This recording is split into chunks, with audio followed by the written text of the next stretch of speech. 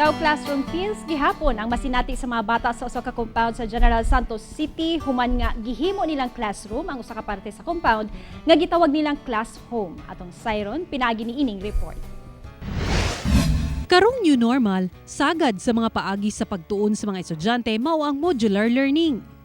Kung ang uban sa sulod sa balay ra motubag sa ilang module sa usa ka residential compound sa Purok 5, Barangay Katangawang sa General Santos City, ang mga estudyante manulod sa gitawag nilang class home.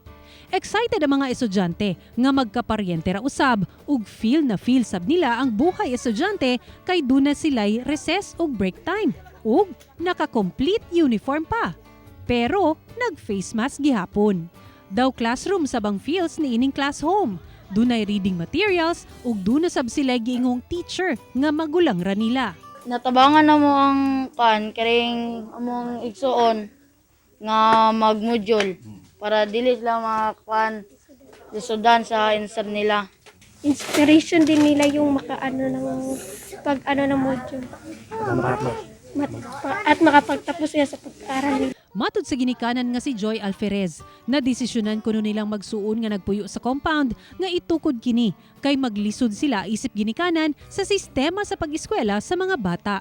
Walang hadlang yung pandemya, basta tayong mga magulang maghanap tayo ng positibong paraan para matuto sila.